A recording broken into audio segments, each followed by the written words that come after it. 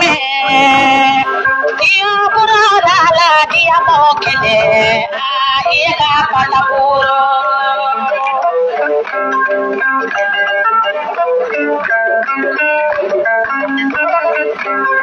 Mani kai na manya mani me Dio burada la dia mokele ila patapuro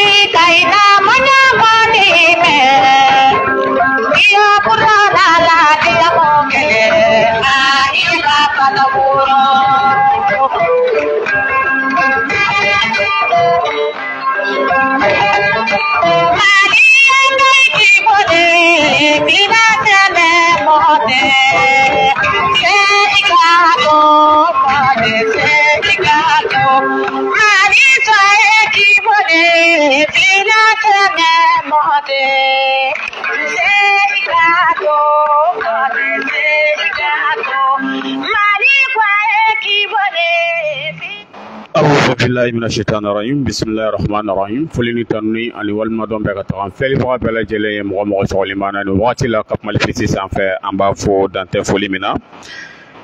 biye gejumaye no ye septembre kalo kile kononto en samba fla ani mo fla bi awulila kasse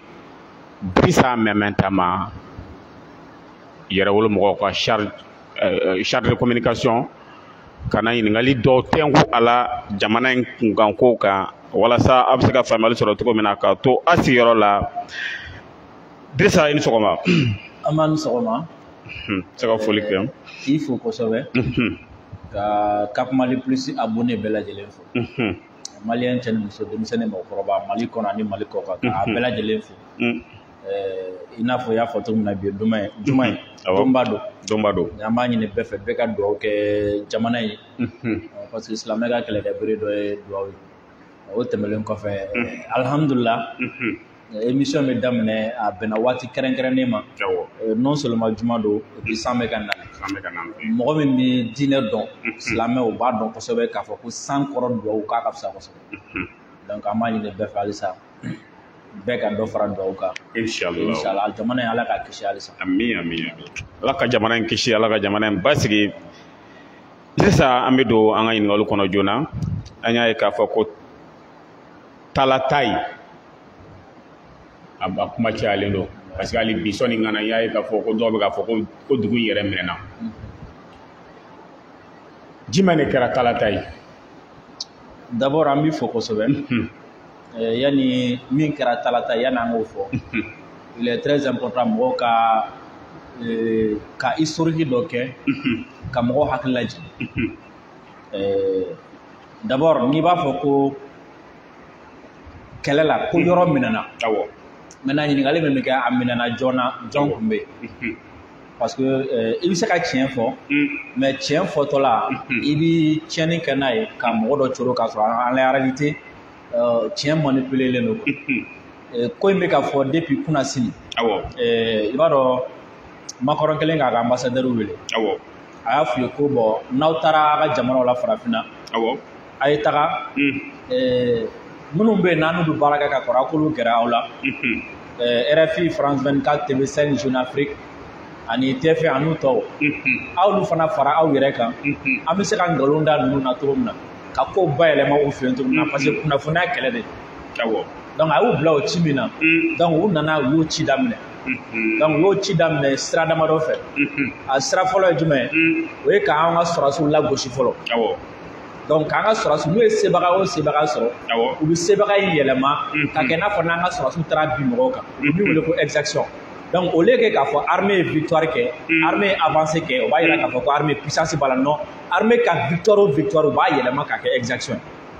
Maintenant terroristes ka exaction terroristes ka bingani o bingani u b'o yɛlɛma k'o kɛ victoire ye k'o kɛ ka armée lagosi k'o kɛ ka jamana lagosi est-ce que i bɛ k'a faamu armée ka victoire o bi yɛlɛma ka kɛ exaction ye terroriste ka exaction o bi yɛlɛma ka kɛ victoire ye non seulement o b'a kɛ victoire ye ka jamana lagosi et puis u bɛ tila k'a essayer k'a kɛ victoire ye armée de contre la donc o de la u ye talata situation fɔlɔ u y'a présenté Jeune Afrique ni u ka France Media Monde bɛɛ u y'a présenté comme si ni terroriste taara dugu dɔ la ka Mali sɔrɔdasiw gɛn ka bɔ yen ka yen minɛ parce que mɔgɔ y'a mɛn dɔrɔn mɔgɔ y'a faamu ten de a fɔra ko talata in minɛna Mali ni terroriste bɛ kɛlɛ la a fɔra ko terroriste ye dugu dɔ minɛ donc vraiment e bɛ se k'a fɔ dɔrɔn u sera kɛlɛ kɔnɔna la u sera an ka sɔrɔdasiw la ka yɔrɔ minɛ alors que u ye yɔrɔ minɛ mais an ka sɔrɔdasiw tun tɛ yen an ka sɔrɔdasiw ka yɔrɔ fana tɛ u ma yɔrɔ minɛ an ka sɔrɔdasiw fana terroriste groupe de yɛrɛ dama de ni ɲɔgɔn cɛ kɛlɛ don o de la n ko n bɛ segin kɔfɛ 2012 kɛlɛ wulilen ni Mali comment dire la dugu caman ye an échappé contrôle la Faransi nana ani surtout Kidal kɛlɛ kɛlen kɔfɛ 2017 o kɛra sababuya ye SEMA y'a poussé ka na SEMA donna Gao Tombouctou région kɔnɔna la donc i b'a sɔrɔ dugubaw région dugubaw i b'a sɔrɔ armée b'olu contrôler mais a cercle tɔw n'a commune tɔw a caman tun bɛ SEMA bolo donc talata in tun bɛ SEMA bolo i m'a faamu o SEMA in fana bɛɛ b'a dɔn k'a fɔ ko SEMA ye Yadi Agali dɔrɔn de i m'a faamu donc o Yadi Agali ka mɔgɔ dun ye terroriste de donc talata tun bɛ terroriste de bolo olu de ka kun sigilen don a yɔrɔ la i n'a fɔ Kidal zone caman hali Gao zone caman ni fɛn caman a bɛ fɔ yɔrɔ yɔrɔ ma ko SEMA mɔgɔw bɛ yen siga t'a la terroriste de kɛlen don ka o yɔrɔ minɛ i m'a faamu donc sisan terroriste yɛrɛ dama de ni ɲɔgɔn cɛ bɛ kɛlɛ la sisan o donna kɛlɛ min kɛra talata ye a kɛlɛ tun bɛ EGS ani Yadi ka mɔgɔw de ni ɲɔgɔn cɛ donc u taara et puis surtout Yadi ka mɔgɔ ninnu n y'a f'i ye cogo min na n ko Yadi ka mɔgɔ ye SEMA de donc u sigilen don yɔrɔ min na a caman somɔgɔw de bɛ yen i m'a faamu non seulement terroriste ninnu somɔgɔw bɛ u sigilen don c'est comme a caman b'u ka dugu n'u ka fɛnw na quoi i m'a faamu donc olu de ni EGS karila ɲɔgɔn na EGS sera olu de la ka olu gɛn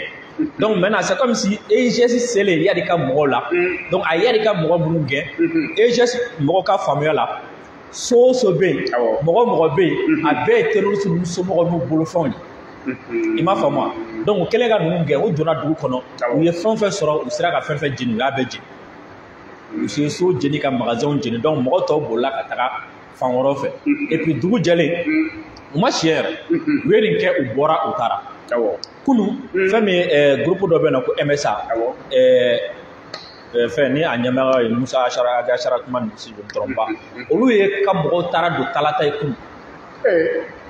awɔ olu ka mɔgɔw donna talata ye kunu fo ka tila ka bɔ n'a sɔrɔ ni yɔrɔ minɛlen tun b'o bolo est ce que olu bɛ se ka don non u tɛ se ka don donc talata in ma minɛ armée la c'est pas comme si n'u taara an ka mɔgɔw de sɔrɔ k'u gɛn terroriste yɛrɛ dama de bɛ ɲɔgɔn na kɛlɛ la nin waati in na parce que i b'a dɔn terroriste groupe fana ka ca kosɛbɛ ka ca yɛrɛ Katiba Masina bɛ yen Ansar bɛ yen EGS bɛ yen Jinim bɛ yen ani groupe misɛnnin caman bɛ yen minnu bɛ yen nɔ hali ni tɔgɔ yɛrɛ ma dɔn kosɛbɛ yɛrɛ i m'a faamu donc olu bɛɛ bɛ kɛlɛ la pour que ka se k'u positionner et puis surtout concernant armée kɛlen ka monter en puissance kɛ Faransiya ye a tagatɔ la ko Ansar Dine Yadi ka mɔgɔ ninnu terroriste minnu bɛ Mali la bref terroriste minnu bɛ Mali la ni maliyɛnw don olu tɛ se k'u kɔgɔ da armée kɔ la bilen olu tɛ se armée la u tɛ se armée kɔrɔ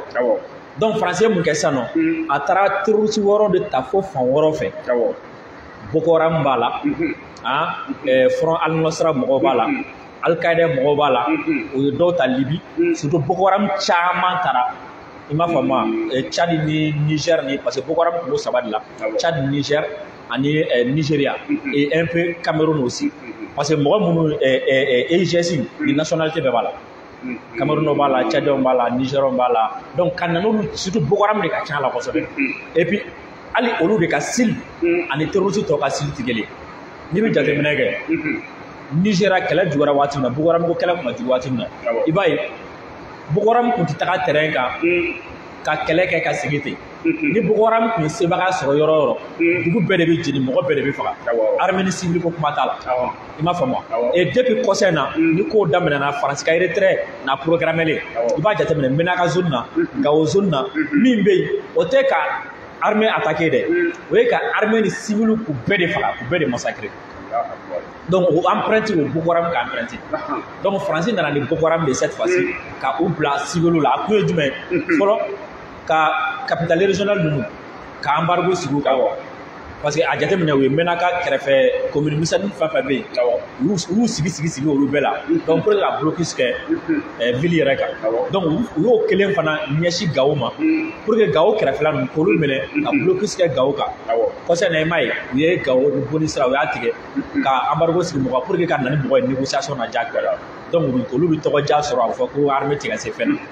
mais u y'a kɔrɔbɔ T-Site u dɛsɛra du 29 30 fo bi u ma se ka T-Site minɛ u ma se ka se an sɔn u ma se ka se yɛrɛ donc u taara talata cette fois-ci comme armée tɛ yen terroristes de bɛ yen donc u taara bin yen kan ka kɛlɛ kɛ ni terroristes ni ɲɔgɔn cɛ kun filanan ye jumɛn ye n y'a f'i ye n ko terroristes minnu bɛ Mali la minnu ye maliyɛnw yɛrɛ olu fanga tɛ se armée la bilen.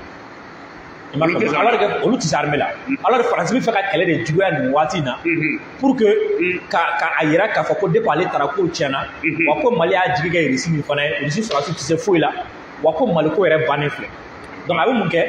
France nana ni terroristes dɔw de minnu ka farin ka tɛmɛ ninnu kan yan donc a bɛ terrain di olu de ma sisan parce que France de bɛ EGS in kɔfɛ donc terroristes minnu bɛ Mali la France b'olu fara EGS kan k'olu kɛlɛ ka bɔ yen donc France ka mɔgɔ ninnu dɔrɔn de bɛna terrain occuper sisan. N'olu bɛ terrain occupé massacre dɔrɔn de bɛ yen i m'a faamu wa ensuite laɲini sabanan ye jumɛn ye o ye ka yɔrɔ n y'a f'i ye n ko makɔrɔ n ka fɛn na a y'a fɔ k'u bɛna an ka armée tɔgɔ tiɲɛ u ye ka ambassadeur ninnu fɛnw bila o la. K'u bɛna communication taabolo falen. donc exaction ko kuma ninnu ni sɔrɔdasi tɛ ka kɛlɛ kɛ. Exaction ko kuma tɛ se ka fɔ n'i ye sɔrɔdasiw to yen u ka taga u ka parce que armée ka stratégie b'a bolo a ka plan b'a bolo n'i ye armée to a ka plan kɔnɔ exaction ko kuma tɛna se ka fɔ donc u nana ni terroristes minnu ye cette fois-ci u b'o terroristes ninnu su u bila population nɔ ka population faga u ka attaque caya pour que armée ka réagir o la ni terroristes nana ka population faga donc armée bɛna taga réaction min na sisan nɔ u b'o réaction ta k'o kɛ ka exaction ko kuma caya donc c'est comme si ni attaque kɛra don o don ni armée réagira u bɛna ni exaction ko kuma ye donc c'est comme si semaine kɔnɔ diɲɛ don o don ka journal la exaction ko kuma de bɛna na fɔ parce que diɲɛ don o don attaque bɛna kɛ parce que olu dun bolo attaque tɛ kojugu ye terroristes bɛ min kɛ o tɛ kojugu ye mais armée bɛ ka terroristes minnu faga o ye kojugu ye donc u b'o ta k'o kɛ ka exaction ko y'a la ensuite u b'a a ma mun ni mun ye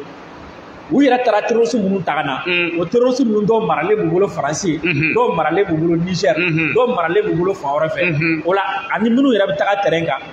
i n'a fɔ kɔsɛ na Médecins Sans Frontières a den ka dɔw labɔ cogo min na donc u b'u den o mɔgɔ minnu labɔ olu de bɛ taga ani minnu maralen b'u bolo parce que olu mɔgɔ Faransi de bɛ na n'u ye terrain kan hélico ni fɛnw na donc olu mɔgɔ kelen de bɛ tila ka Jeune Afrique wele ka RFI wele ka bref ka France Media Monde wele k'a fɔ ko bon armée donna nin dugu in na a binna musow k'a bila denmisɛnninw terroristes minnu bɛna na mɔgɔw faga o terroristes kelenw de témoigne armée contre la tuguni quoi. Allahu Akbar. I m'a faamu donc à chaque attaque olu bɛ témoignage kɛ à chaque attaque olu bɛ témoignage kɛ i b'a ye kɔsɛ na Sofara mara la olu ka kuma minnu fɔ k'a b'a la diɲɛ da i ti min bɛ Mali la yan k'a fɔ ko Mali sɔrɔdasi de donnen filɛ nin dugu la k'o bɛ ka bin muso kan hali an danbe yɛrɛ tɛ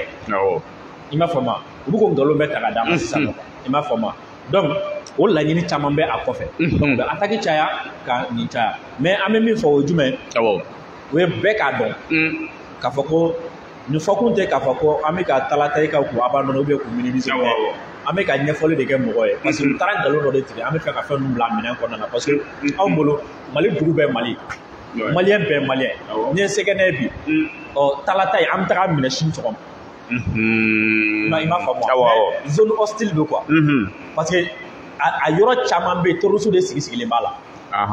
donc ni armée ko a bɛ taga dugu kelen dɔrɔn nɔfɛ i b'a sɔrɔ hali a bɛ ka taga dugu min nɔfɛ i b'a sɔrɔ hali a teri man ca yen kosɛbɛ des terroristes sigira dugu o dugu la ka san 5 san 6 kɛ i b'a sɔrɔ o teriw ka ca yen o de la armée bɛ ka frappe de kɛ sanfɛla fɛ a tɛ ka taga dugumana fɛ kosɛbɛ mais an b'a jigiya k'a fɔ don n'a nataw la souffrance min b'a yɔrɔ kan armée bɛna wuli ka jɔ kɛ pour que ka a souffrance wuli kosɛbɛ inchallah a bɛ fɛnw bila minɛn kɔnɔna la min bɛ ka taga fɔ k'a fɔ k'u ye talata in minɛ u m'a minɛ Mali armée la yɔrɔ tun tɛ Mali armée bolo o yɔrɔ caman de b'o yɔrɔ in na Mali armée ma taga yɔrɔ min na parce que depuis 2012 yɔrɔ min t'i bolo armée bɛ k'a labɛn ka reconquête ba de kɛ au plan bas qu'on a là, l'armée est à donner une fois à intégrité beso. Il m'a fait moi. Mais à ce qui par exemple, qui ito misala la sano, en plein de yoro mina sam. Armée ka sigilin to sebeni gora na sano. Ah, ka fako abitara keleke fena, quartier to bele flangon. Baralabugu, ka sɔrɔ Torokɔrɔbugu, terroriste sigilen bɛ yen, quartier Mali la terroriste sigilen bɛ yen, quartier du fleuve la terroriste sigilen bɛ yen. N'a taa tɔgɔ la u bɛ ambiskadi d'an ɲɛ a ko ka gɛlɛn kosɛbɛ quoi donc a b'a daminɛ fɔlɔ yan'a ka se Badalabugu quartier minnu bɛ sira fɛ fɔlɔ a b'a daminɛ olu la ka taga o la n'a sera Badalabugu o b'a sɔrɔ déjà zone hostile ka dɔgɔ mais n'a ko k'a bɛ pan ka taga i bi camancɛ la ka kɛlɛ kɛ a tɛ se ka bɔ tuguni donc armée bɛ ka labɛn kɛ pour que ka taga yɔrɔ ninnu fɛ donc mɔgɔ ka min faamu dɔrɔn yɔrɔ min minɛna terroriste yɛrɛ dama de bɛ kɛlɛ la nin waati na donc ni min fanga sera ka yɛlɛ dɔ in na o b'o gɛn a b'a sigi yɔrɔ min na a b'a fɔ ko nin ka mɔgɔ de tun bɛ yen u bɛ tiɲɛniw ni fɛnw kɛ donc talata ye bi o situation de la i m'a faamuya sinon o y'a kɔrɔbɔ tesi tun ma se o y'a kɔrɔbɔ fan wɛrɛ fɛ o ma se. ok Dirisa an bɛ bɔ kɔnɔ an bɛ don an ka question filanan kɔnɔ an y'a ye k'a fɔ Dirifa bɔra ka communiqué dɔ kɛ u ye kunnafonidilaw wele ka communiqué kɛ k'a fɔ ko depuis le 22 ka taa le 22 août la ka na le 6 septembre la k'u ye terroriste 125 terroristes k'u sera k'o de neutraliser an ka armée e bɛ se ka sɛbɛntiya parce que aw minnu ye ɲininikɛlaw yɛrɛ ye ni jumɛn b'i bolo ka fara o kan. min b'i bolo ka fara a kan dɔrɔn o ye armée ye min fɔ ye o ye armée ye min fɔ ye parce que ne b'a dɔn min kɛra a ka jugu ka tɛmɛ o kan mais depuis Murako bɔra la armée y'a faamu k'a fɔ ko mɔgɔ ninnu bɛ fɛ k'an ka sebagaya bɛɛ ta k'a kɛ k'an kɛlɛ donc o la chiffre dɔw tɛ fɔ bilen hali kɛlɛ dɔw yɛrɛ bɛ kɛ an b'a sebagaya sɔrɔ armée t'a da to a la parce que u bɛ taga nkalon wɛrɛw da an binna musow kan an binna denmisɛnninw kan yan fɛ i m'a faamu et puis min ce qui est plus important o ye i b'a ye o communiqué in kɔnɔna na i b'a ye k'a fɔ ko tile 10 kɔnɔna na armée victoire min kɛ a ka ca ni siɲɛ 10 ye awɔ o tile 10 kɔnɔna na c'est très important et puis faransi ye san 10 kɛ o ma se ka terroriste belebeleba 3-4 faga kalo kelen kɔnɔna la an ka o tile 10 kɔnɔna na terroriste belebeleba 2 an sera k'olu bɔ baara la hali mɔgɔ minnu bɛ yen n'u ko tiɲɛ yɛrɛ la ko armée don ta armée bɔ ta olu bɛɛ ko bi ko tiɲɛ yɛrɛ la ko n'i ye embuscade bɔ a la ko terroriste tɛ se k'u kɔkɔ da Mali armée kɔkɔ la bilen i n'a fɔ fɔlɔ k'u tun b'a kɛ cogo min na parce que ko nin waati laban ninnu na ko terroriste c'est à dire ko kunkolo tigɛra u fagara quoi u dɔgɔyara quoi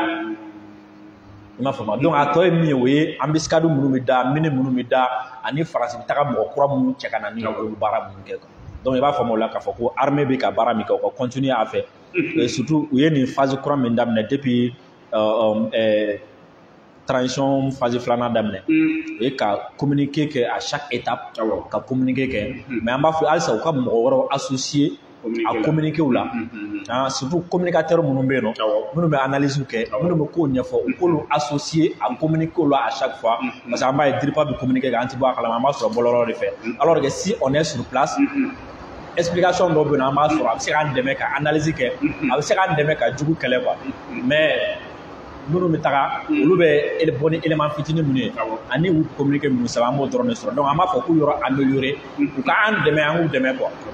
i m'a faamu parce que kuma min ɲɛfɔra i ɲɛ la a bɛ se k'i yɛrɛ permettre i ma yɔrɔ dɔ faamu i b'o ɲininkali kɛ mais kuma min ma ɲɛfɔ i ɲɛ la bon i bɛ se ka dɔn de faamu a la mais i tɛ se ka caman faamu a la an b'o laɲini de k'u fɛ autopromoteur mais n'u bɛ se ka à chaque fois u ka mɔni u ka élargi u ka voilà pour que an bɛ se ka continuer nin fɛn ninnu na cogo min na mɔgɔ ka min faamu dɔrɔn o ye ça va maintenant. Inchallah ok Dirisa an bɛ tɛmɛ hali bi an y'a ye k'a fɔ belebele Poutine k'a ko k'a bɛna robinet fermer européens na. bon vous savez fɛn dɔ de bɛ yen d'abord premièrement a bi ye juma ye mais fɛn dɔ de Europe sɔrɔ an karamɔgɔw bɛ yen u ka suratu bakara ta a verset tɛ n kunna exactement mais ça entre ka bɔ verset 16 na ka taga 21 na a bɛ sɔrɔ o kɔnɔna la a bɛ européen filɛ nin situation min kɔnɔna la a b'u misaliya di quoi a misaliya c'est comme si ni Ala ye yelen di mɔgɔ dɔw ma u ka bouger u k'u mago ɲa la bon u taara don fɛn wɛrɛ kɔnɔna la Ala ye yelen tigɛ u la quoi donc u tulo gerennen u fiyɛnnen u bobolaman bɛ yen quoi i m'a faamu donc u b'a essayer ka ko kɛ u bɛ coron ka taga fɛ européen b'o minɛ o de kɔnɔ sisan nɔ c'est-à-dire a jateminɛ contre le Mali i tɛ se k'a fɔ ko nin ye Mali de ka acte posé len Faransi kɛlɛ la fɔlɔ min ye Faransi sen mais a bɛɛ ye Faransi yɛrɛ ka filiw Faransi ka jamaliyɛnw a ka kafaliyɛnw a ka erreurs a ka actes o conséquences de bɛ wuli a nɔfɛ an b'olu de ta k'u kɛlɛ ni a ye i m'a faamu u yɛrɛ Macron ka jamaniya kumaw a ka jamaniya acte posé lenw a ka jamaniya discours olu de bɛ kɛ sababuya k'a kɛlɛ olu de bɛ kɛ sababuya k'a mangoya mɔgɔ ye olu de bɛ kɛ sababuya ka anw ka tiɲɛ di a ma olu de kɛra sababuya hali Faransi teriw obligé ka Faransi kɛlɛ u nana Mali perdre o perdre cogo la u bɛ ka Afrique yɛrɛ perdre o perdre cogo la o ni Poutine fana ni ɲɔgɔn cɛ u yɛrɛ ka acte posé lenw de bɛ k'u mago sa i m'a faamu wa olu de girinna ka wuli fɔlɔ ka Ukraine su k'a bila Russie la sinon Ukraine tun bɛ yen ça va tout allait bien olu de wulila ka taga coup d'état kɛ Ukraine président min bɛ yen n'o ni Russie ka surun k'o gɛn ka na ni président dɔ ye min ni Russie ma sɔn ka tila k'o pousser tuguni bɛnkan min bɛ yen ko Ukraine ti don OTAN na k'o bɛnkan wuli ko Ukraine pousser k'o ka don OTAN na u ka kɛwale filanan u ka kɛwale sabanan ye jumɛn olu de tilala tuguni kɛlɛ daminɛ ka taa sanction ta Russie contre la action sabanan o action sabanan de kɛra sababuya ye o sanction de kɛra sababuya ye ka kɔngɔ na Europe ka minɔgɔ na ye ka na ni gɛlɛya ye essence sɔngɔ ka gɛlɛn yen bi ka tɛmɛ yan kan tulu litiri kelen a sɔngɔ ka gɛlɛn bi ka tɛmɛ yan kan da dumuni ka gɛlɛn ka tɛmɛ kan an nana tɛmɛ o bɛɛ kan sisan nɔ fo kuma in fɔra min fɛ o jumɛn ni ma fili Europe bɛ gaz min consommer environ de 25 à 30% a bɛɛ bɛ bɔ Russie la ni Russie ye gaz tigɛ o la nɛnɛ b'u faga olu de tila ka wuli tuguni non seulement ka sanction ta Russie kama o sanction bɛ k'u tɔɔrɔ ka tila ka fɔ tuguni ko gaz min bɛ yen k'olu bɛna gaz plafonner ka prix plafonner quoi min fɛn min t'aw ta ye awɔ ka k'olu bɛna gaz prix sigi prix ti tɛmɛ min kan wali gaz Poutine bɛ sababu ɲini na a bɛ fɛ k'a ka gaz tigɛ o la ɔ Poutine fana ko komi a ye sanction caman ni fɛnw kɛ a ko fɔlɔ bɔ ko gaz n'o ye Nord Stream 1 ko ale bɛna a datugu tile 3 fɔlɔ ko ka entretien dɔ k'a la Dawula Songala ma ye o dun tile 3 o ka jugu buru fɛ o ka jugu o sɔrɔla min fɛ o wulila u sɔmina ko Poutine bɛ fɛ ka gaz tigɛ u la donc u wulila sisan nɔ ko réserve bɛ olu bolo donc u b'u ka yɔrɔ fa gaz la sisan yanni Poutine ka yɔrɔ fɛn tigɛ gaz tigɛ quoi donc ka réserve ba kɛ k'a bila Poutine sɔmina o la Poutine ye mun kɛ yanni gaz tigɛli cɛ Poutine ko a balila de k'a fɔ ko ale bɛna na entretien kɛ quoi i b'a dɔn a tɛ se ka fɛn kɔni f'o la donc o entretien kɔnɔna na a bɛ gaz tigɛ o la ninnu tɛna na se ka réserve sɔrɔ bilen i m'a faamu donc mun nana n'a ye ko olu bɛna na prix plafonner Poutine fana ko ni cɛ o cɛ a bɔ i yɛrɛ la ko gaz k'i b'a plafonner ale b'a tigɛ i la siɲɛ kelen pewu awɔ ale b'a tigɛ la olu dun bɛnkan don k'u bɛna na Europe dun bɛnkan don k'u bɛna na prix plafonner donc o kɔrɔ ko nɛnɛ b'u faga mais gaz in ka tile 3 tigɛli gaz ko in sababuya la a nana ni fɛn dɔ ye Faransi Maliyɛn minnu bɛ Faransi an b'a f'u ye farafin minnu bɛ yen ni nɛnɛ sera k'u kana vacances la farafin u kana a bɛna gɛlɛya kosɛbɛ min kun bɛ kɛ anw fɛ yan ni funtɛni tilema fɛ ni tile ganna kosɛbɛ i b'a ye ni courant tigɛra Sɛbɛnnikɔrɔ Lafɛbugukaw b'a sɔrɔ ou bien a bɛ tigɛ ba kɔfɛ a bɛ kɛ yen fɛ ɲinan o de bɛna kɛ Faransi Faransi ɲɛmɔgɔ yɛrɛ ko ten quoi ko o bɛn'o de kɛ quoi parce que ko courant min bɛ yen a tɛ labɔli kɛ a y'a sɔrɔ olu ka centrale thermique u y'u caman datugu o la donc nin gaz kelen de b'u bolo pour que ka se ka électricité sɔrɔ ni a ye quoi donc maintenant comme gaz dun nana tigɛ min b'u bolo a tɛ bɔli kɛ donc u bɛɛ tɛna se ka utiliser ɲɔgɔn fɛ tuguni ɲinan ni nɛnɛ nana c'est comme si Bamakɔ bɛ kɛ cogo min na fɔlɔ Faransi tun b'a moquer Conakry ni min ye ko courant bɛ to ka bɔ quartier ni quartier o ɲɔgɔnna de fana bɛna kɛ yen depuis sisan fɔlɔ yɔrɔ caman commencera ka datugu hali piscine jalan mɔgɔ bɛ taga piscine na piscine municipale minnu bɛ yen min datugura a ka ca ni 30 ye k'a sababuya kɛ courant ye entreprise baw bɛ yen olu ye datugu ka taa so k'a sababuya kɛ courant ye ɲɔgɔnna caman de bɛna kɛ ka sababuya kɛ nin gazi ko in quoi et puis a bɛna na ni mun ye a bɛna kɛ sababu ye ka Europe ko Europe de bɛna segin kɔfɛ diɲɛ bɛɛ mun nana ni a ye ala ko mɔgɔw bɛna fɔ ko bi ta ye waajuli dɛ ko ni ko y'aw sɔrɔ aw yɛrɛ bolo ka kɛlen don quoi u yɛrɛ ka jamaniya u ka binganiya u ka bingani an'u ka kodɔnbaliya de filɛ ka nin bɛɛ lase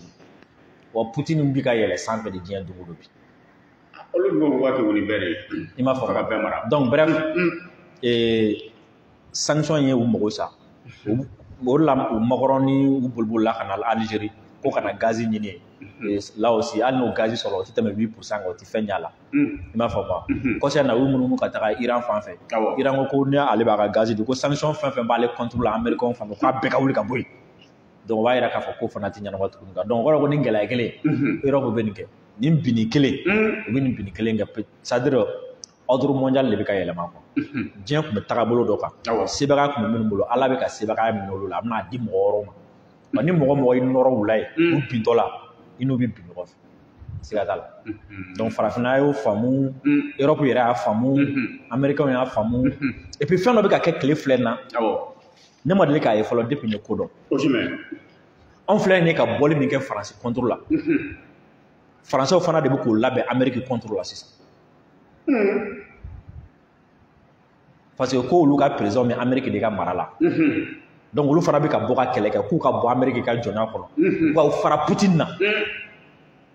c'est à dire u k'u fara Poutine na kɔrɔ ye jumɛn ye u ni Poutine k'u tɛgɛ di ɲɔgɔn ma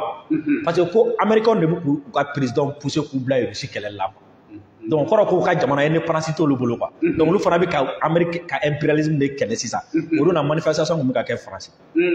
o manifestation pro russe ka bɔ ko ka jɛɲɔgɔnya kɛ min bɛ kɛ a jama kun ka ca a jama ɲɔgɔn ma deli ka bɔ Mali la Russie la fɔlɔ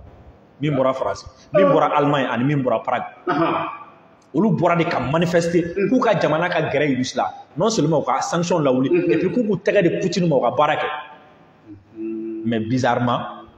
n'o kɛra i b'a ye hali anw yɛrɛ ka mɔgɔ i t'a mɛn mɔgɔ si da k'a fɔ ko voilà des pro-russes ni Français manifestera pour la Russie a tɛ fɔ ko pro-russe ni Allemands manifestera pour la Russie a tɛ fɔ ko pro-russe ni Prague ni mɔgɔw manifestera pour la Russie a tɛ fɔ pro-russe mais n'aw manifestera yan dɔrɔn u b'a fɔ ko pro-russe ko Russie bɛ k'aw manipuler mais a bɛ faamu a kuma kɔrɔ ye jumɛn ko farafin ma hakili tɛ farafin na farafin tɛ se k'a ka kɛlɛ k'a yɛrɛ a ka kodɔn ma s'o ma farafin ni denmisɛnnin fitinin bɛ ka kan donc a ka ko o ko hali ni a bɛna sa ale tɛ dimi dɔn fo mɔgɔ dɔ de ka taga a kɔfɛ k'a pusi o de laɲini bɛ a kɔfɛ quoi sinon n'o tɛ ni pro-russe bɛ yen bi o ye Faransi ni pro-russe bɛ yen bi o ye Allemagne mais i t'a mɛn jamais ko nin ye pro-russe mais n'anw de bɔra n'a fɔ ko pro-russe et puis f'u bɛ mɔgɔ dɔw sɔrɔ an ka journaliste la k'an présenté ten ko i ye pro-russe mais o journaliste bizarrement o donna mɔgɔ min bɔra France a ka ca mɔgɔ 20,000 ye a mɔgɔ 20,000 bɔra ka Faransi minɛ ka Allemagne minɛ TV5 m'a bɔ France 24 m'a bɔ RFI m'a fɔ Jeune Afrique m'a fɔ TFM m'a fɔ France 2 m'a fɔ France 3 France 4 u si m'a fɔ France journal hali C8 min kun bɛ to k'u ka fɛn k'a ni C12 u si m'a bɔ mɔgɔ si min da don a la journaliste m'a bɔ olu de bɛna an ka journaliste tɔɔrɔ ko liberté de presse da la donc o kan ka mɔgɔ sɔn hakili la quoi journaliste kan ka baara kɛ k'i faso dɛmɛ fɛn fɛn b'i faso ci man kan tɛ ka don a da fɛ et puis i k'a dɔn ko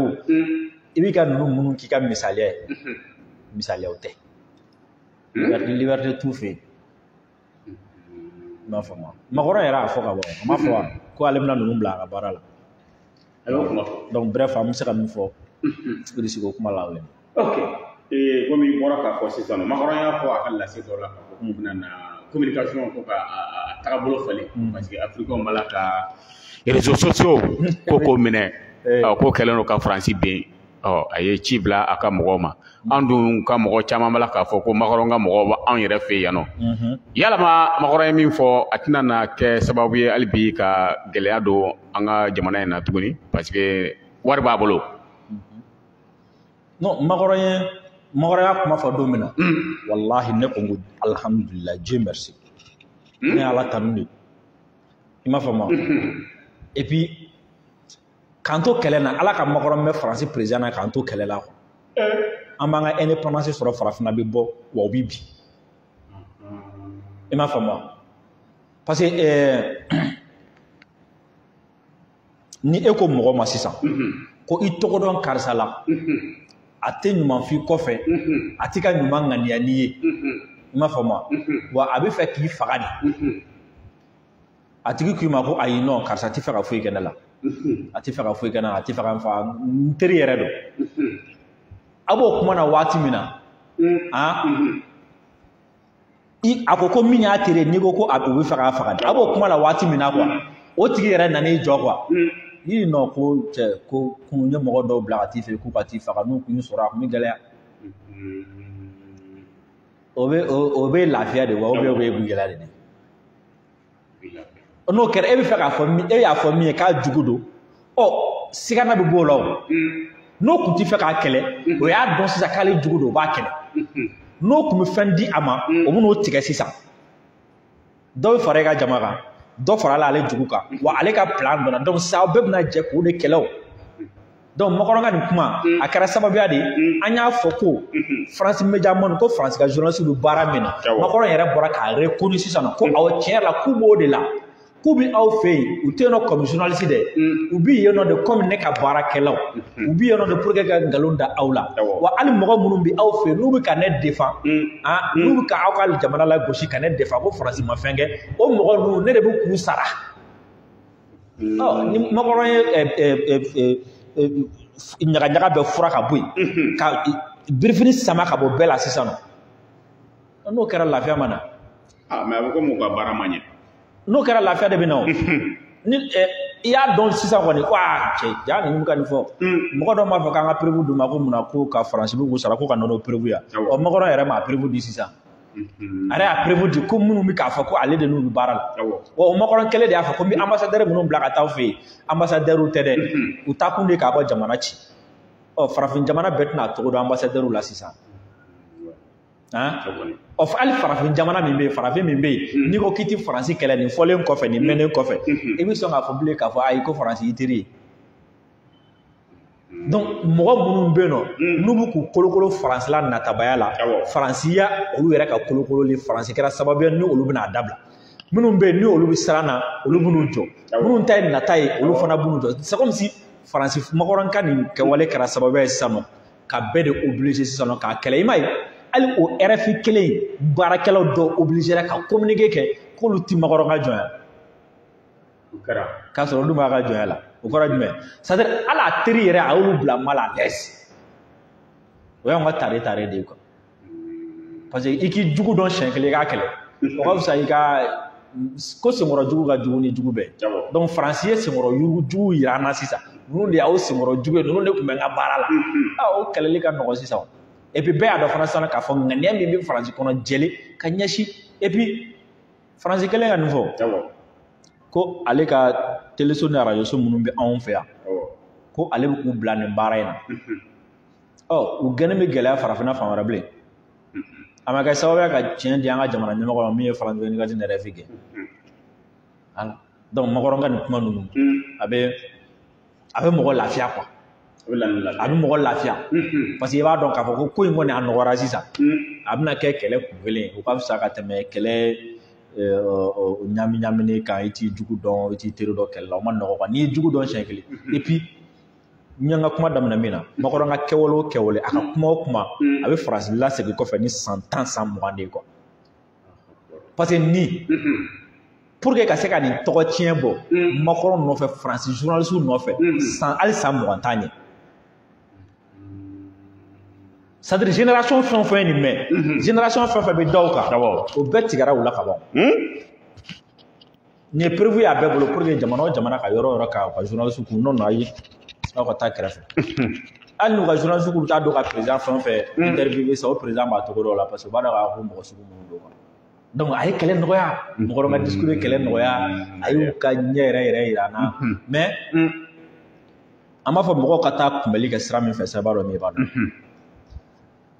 u bɛna taga sira fɔlɔ min fɛ n y'o fɔ o ye armée ta ye ka armée ka victoire yɛlɛma k'a kɛ exaction ye filanan ye jumɛn komi déjà i tɛ se k'a fɔ kɔni ko terrorisme sera armée la i tɛ se k'a fɔ Asimi ye nin ye a tɛ ka nin kɛ jamana manda ye a ye nin kɛ Faransi la mais u bɛna kɛlɛ filanan min daminɛ u ka ambassadeurs u ka service de renseignement an'u ka espion minnu bɛ administration kɔnɔ an'u ka journalistes o ye kɛlɛ filanan ye jumɛn o ye k'a yira coûte que coûte ko nin gouvernement in tɛ foyi la ni yuruguyurugu tɛ. an yɛrɛ kun bɛna da kun bɛna s'o ma. u bɛn'o de yira sisan o la mɔgɔ ka bila u kun na semaine o semaine u bɛna bɔ ni dossier dɔ ye semaine o semaine u bɛ ministère dɔ ta ou bien u bɛ direction dɔ ta u b'a fɔ k'u ye nin suɲɛ u ka journalistes bɛ bɔ n'a kuma ye u ka communicateurs b'a kuma gan fan bɛɛ fɛ o la n'o kɛra ni maliyɛnw sera ka tigɛ nin gouvernement na ko zon don dɔrɔn o ye Faransiko kɛlɛ jɔlen o ye Asimi ko bannen ye quoi donc u bɛna taa o terrain de kan sisan donc mɔgɔ kan k'o cogo dɔn kosɛbɛ i m'a faamu wa et puis u tɛna na ni tiɲɛ kuma ye quoi u bɛna taa ko ni fitinin dɔw sɔgɔbɛ parce que bi bi in na tiɲɛ don président falenna ministre falenna mais administration kɔrɔ mɔgɔw olu de bɛ yen halisa i m'a faamu wa olu de mɔgɔ min ko bolo min ye si don mɔgɔ la o bɛ se k'a bɔ a caman bɛ yen tiɲɛnikɛla ninnu tagatɔla de olu bolo don c'est comme si opérateur caman bɛ yen bi a bɛɛ ye Bubu ka opérateur kelen ye ni ni Bubu kɛlɛla dɔrɔn olu bɛ gɛlɛya sigi i ka jamana kan ni ni Bubu kɛlɛla dɔrɔn olu b'u ka prix layɛlɛ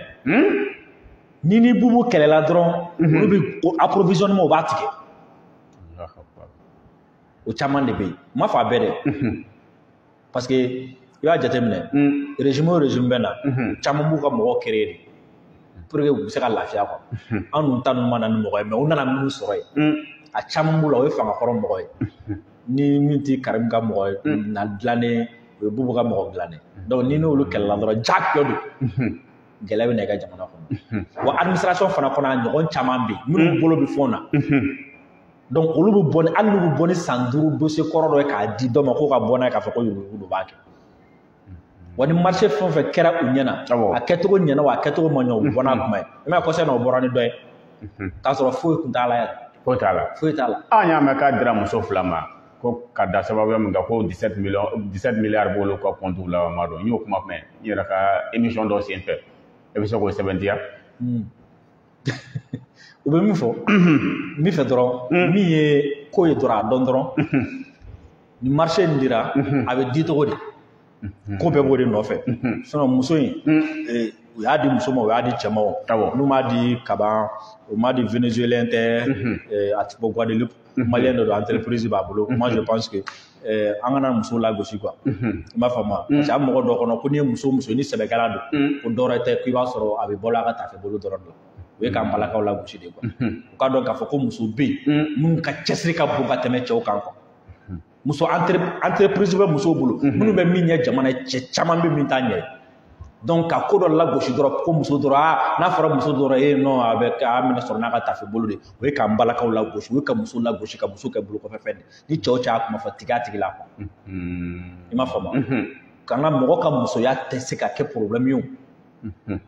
marché dira a dira jɔn ma parce que marché dira muso ma o tɛ se ka kɛ ka problème ye o ɔ na ni cɛ kun don e kun bɛna mun fɔ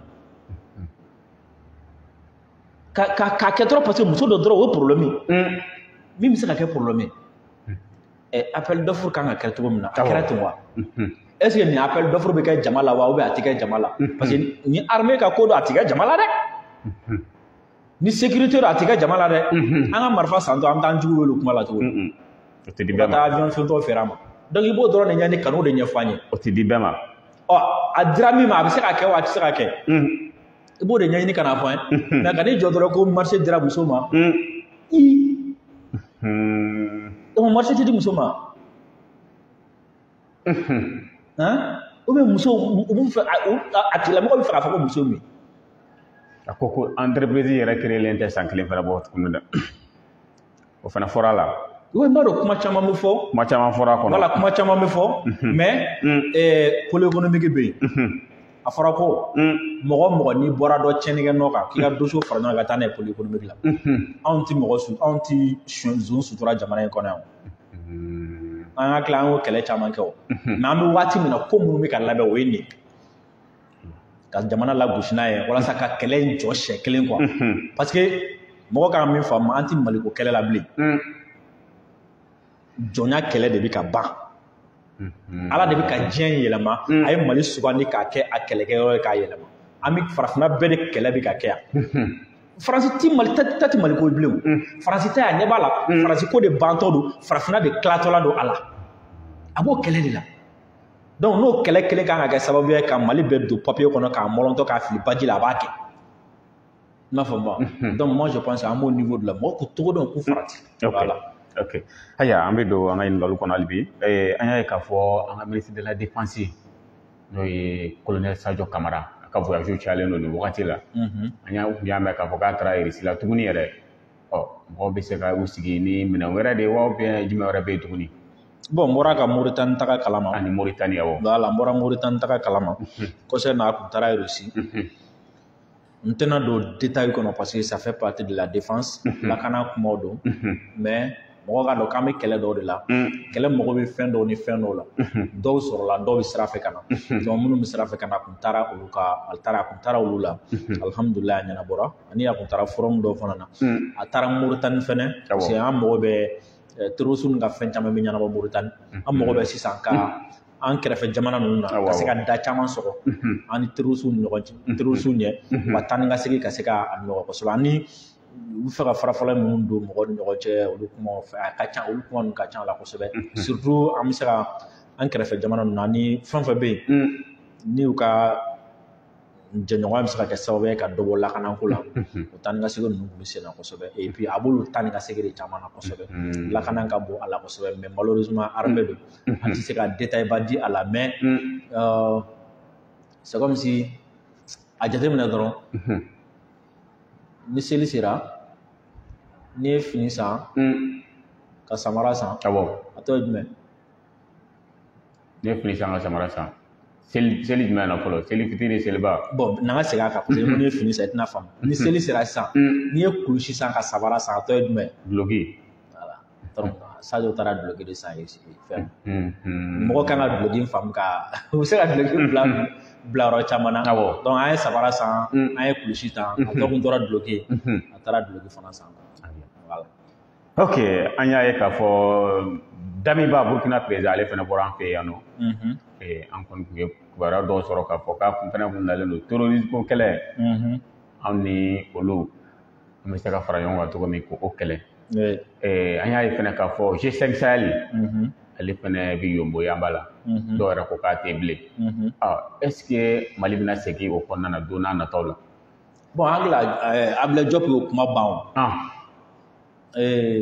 Damiba G5 Diop y'o kuma ban Diop y'a fɔ Mauritanie groupe de soutien à la transition o kɛnɛ kan Diop ko mécanisme fɛn fɛn de bɛna bila sen kan sécurité la o a kɛra jɛkulu don a kɛra fɛn o fɛn a kɛra G5 o a kɛra G6 o a kɛra G20 o G20 ko fɔlɔ a ka sɔrɔ ko in ye farafin de ta ye i m'a faamu filanan a hakilila ba bɛ bɔ farafin de la a sabanan a kotigiya bɛ di farafin de ma donc ko n'o kɛra yɔrɔ o yɔrɔ ko siga t'a la Mali bɛ don a la wa hali n'a sɔrɔ ni Mali kan ka ɲɛmɔgɔ ta Mali b'a ɲɛmɔgɔ ta i n'a fɔ G5 Sahel ɲɛmɔgɔ tun b'an bolo cogo min na parce que a bɛɛ tun bɛ kɛ n'anw ka minɛnw de donc ko Mali pɛrɛnnen don k'o kɛ nka ko jɛkulu o jɛkulu mécanisme ni mɔgɔ wɛrɛ de bɛ sigilen to yɔrɔ wɛrɛ k'a ko labɛn mɔgɔ wɛrɛ de bɛ to yɔrɔ wɛrɛ k'a ko tigiya ta mɔgɔ wɛrɛ de bɛ to yɔrɔ wɛrɛ k'a fɔ a kɛ tan ko Mali tɛ don a la donc hakili la o b'a bɛɛ jaabi o kɔrɔ ko an bɔra G5 la parce que an ta tɛ MINUSMA min filɛ nin ye an ta tɛ mɔgɔ wɛrɛ de y'a dilan ka na n'a ye a tɔ bɛɛ an ta tɛ mɔgɔ wɛrɛ de y'a dilan ka na n'a ye donc an yɛrɛ bɛ k'an ta dilan an bɛ k'an ta labɛn Sadio ka taa ni ka segin la o fana b'a kɔnɔna la an bɛ k'an taw labɛn an bɛ k'an taw dilan Algérie ka nali o b'a kɔnɔna la a ɲɔgɔn dɔ tun b'a ni Algérie cɛ a mɛnna n'a fɔ depuis 2010 de ko ninnu tun bilala sen kan mais a ma labaara o fana bɛ ka laɲɛnamaya pour que olu bɛ se ka sira sɔrɔ cogo min na donc a baara caman bɛ sen na jamana minnu bɛ yen ni an bɛ se ka danaya da u kan n'u bɛ se ka baara kɛ ka jɛkulu bila sen kan lakana sira kan ani minnu ka sɔrɔsiw bɛ se ka baara kɛ jɛkulu kɔnɔna la minnu Diop ye critère minnu fɔ minnu b'o critère ninnu respecté et au bara de bɛ sen na quoi fɛn min ye danbeba ta ye bɛɛ b'a dɔn k'a fɔ ko danbeba mɔgɔ bɛ légitimité la ni Asimi yɛrɛ diɲɛ bɛɛ b'i bonya bɛɛ b'a dɔn danbeba mɔgɔ bɛ lakana na min bɛ Mali bolo a ɲɛ b'a la a mago b'o la bɛɛ b'a dɔn fana k'a fɔ ko Niger ministre de la défense taara Burkina k'u ka fɛɛrɛ bɛɛ kɛ Mali ka segin na G5 la Niger tɛ se ka se yan danbeba de bɛ se ka na bɛɛ b'a dɔn fana k'a fɔ ko ni danbeba nana kuma kɔni bɛ k'a la diyagoya voilà ok ayiwa Dirisa an bɛ tɛmɛ hali bi an y'a ye k'a fɔ Mali kɔni damakasi sɛbɛn dɔ ladon conseil de sécurité la France contrôle la pays africains olu caman bala ka bɔ ko pour que fɛn in kana se ka taga ɲɛ munna olu tɛ se ka fara Mali kan parce que o t'u yɛrɛ bolo t'u yɛrɛ bolo o t'u yɛrɛ bolo i b'a faamu CEDEAO ɲɛmɔgɔ bɛ Guinée Bissau Umaru an bolo président de bolo o yɛrɛ bi yɔrɔ min na fɔlɔ jamana wɛrɛ de sɔrɔsi b'u ka palais sécurisé Union africaine ɲɛmɔgɔ bɛ Macky Sall bolo Macky Sall n'olu bɛ France bolo n'a faamu bon dinosaure caman bɛ yen tant que n'olu ma sauté mais a bɛna kɛ sababu ye ka dinosaure caman sauté nin plainte nin plainte buruburu bɛ juguya dɛ parce que mɔgɔ bɛ k'a bila yɔrɔ yɔrɔ a bɛ tɛmɛ yen bɛɛ kan a bɛ tɛmɛ o kan a bɛ tɛmɛ yen bɛɛ kan a buruburu bɛ caya et puis min ka bon kosɛbɛ o ye farafinna dugu caman bɛ yen population de bɛ k'u organiser k'u bɛna bɔ ka manifester ka plainte appuyer c'est ce qui est intéressant i m'a faamu sinon farafin président minnu bɛ yen minnu ma se ka hali u yɛrɛ tɔgɔ la kuma u ma se k'a fɔ France contre la olu bɛ se ka fɛn mais i b'a faamu dɔrɔn k'a fɔ ko président tɛ gouverneur de don voilà sinon olu CEDEAO de tun kan ka nin plainte in don yanni Mali ka don ou bien Union africaine de tun kan ka kɛ yanni Mali ka kɛ parce que Union européenne filɛ nin ye ka Maliyɛnw sanctionné munna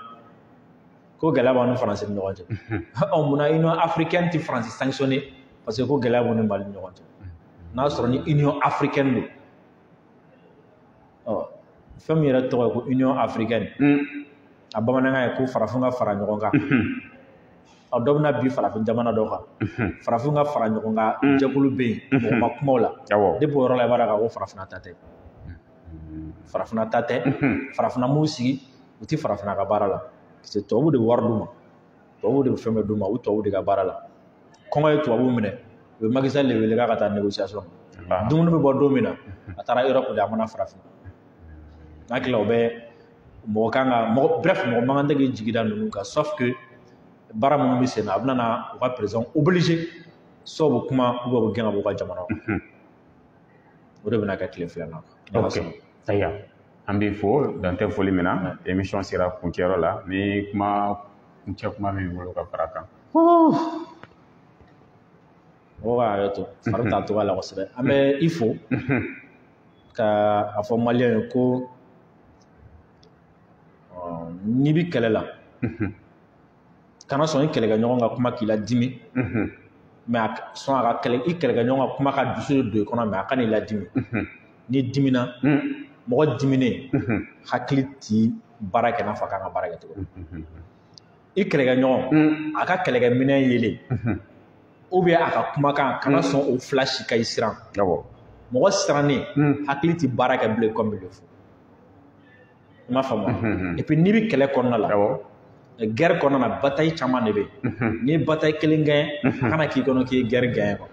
n'i ye bataille kelen perdu a kana k'i kɔnɔ k'i ye guerre perdu quoi waati o waati a bila i kunna k'a fɔ ko tant que ni nin kɛlɛ ma ban ne man kan tɛ ka jɔ jamanadenw kana bila u kunna k'a fɔ k'an sera Faransi la ka ban jamana ɲɛmɔgɔw kana bila u kunna k'a fɔ k'an sera Faransi la ka ban jamanadenw kana bila u kunna k'a fɔ ko Faransi tɛ se ka foyi kɛ an na bilen jamana ɲɛmɔgɔw fana kana bila u kunna jamanadenw kana bila u kunna k'a fɔ ko an sera Faransi la ka ban an mago tɛ nin ɲɛmɔgɔ ninnu na ɲɛmɔgɔw fana kana bila u kunna an sera Faransi la an mago tɛ nin jamanaden ninnu na toujours an ka to ɲɔgɔn bolo toujours min bɛ se ka min kɛ o k'o kɛ toujours an ka ɲɔgɔn dɛmɛ ɲɔgɔn ka baaraw la an ka ɲɔgɔn valoriser i m'a faamu mɔgɔ dɔ bɛ yen nɔ i b'a sɔrɔ n'a yera yɔrɔ dɔ la a b'a ka baara valoriser a bɛ bonya d'a ma hali kɔfɛ mɔgɔw b'a bonya o ye diyagoya mais n'a bɛ dan yɔrɔ dɔ la kɔfɛ mɔgɔw t'a bonya o tɛ valeur d'a ma c'est comme si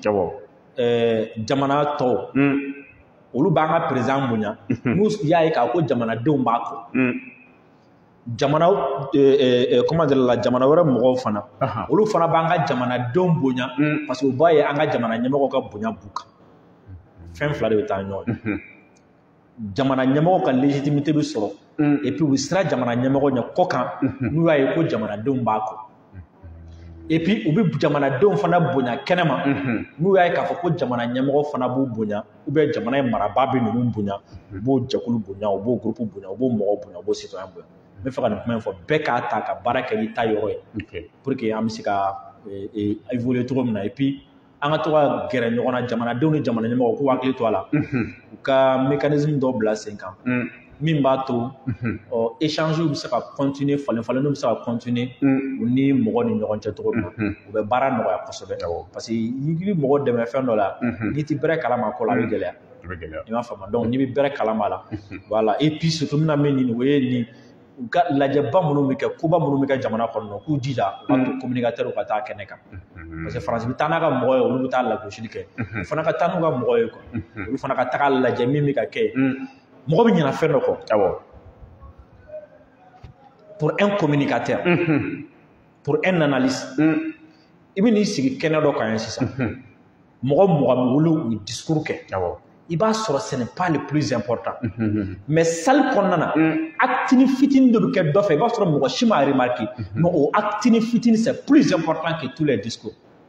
mais ni e tɛ o kɛnɛ kɛ e b'o acte ya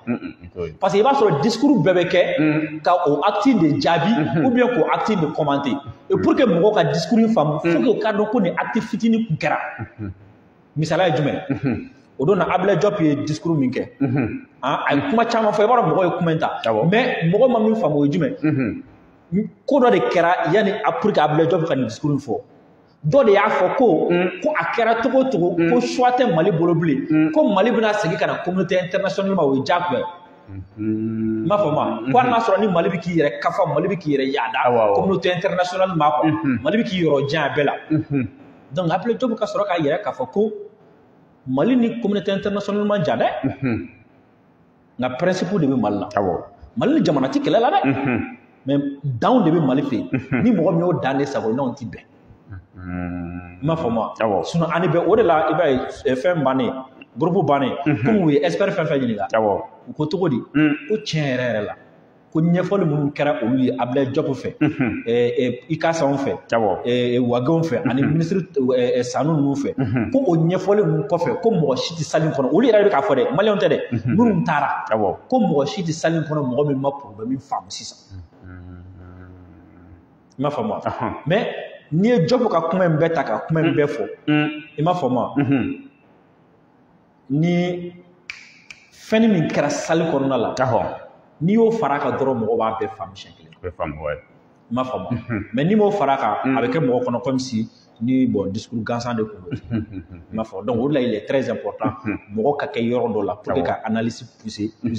ani ka se ka explication jɔnjɔn di mɔgɔw kan donc k'u hakili t'o la kosɛbɛ u ka se ka to an ka se ka taga yɔrɔ dɔw la pour pouvoir bien expliquer les choses. Merci a diyara n ye ka filɛlibaga bɛɛ lajɛlen fo ka ɲini u fɛ u ka ja in cari kosɛbɛ kosɛbɛ kosɛbɛ yɛrɛ de an b'o ɲini an filɛlibagaw n'an kanubagaw bɛɛ lajɛlen fɛ k'a fɔ aw k'an bɛn sini inshallah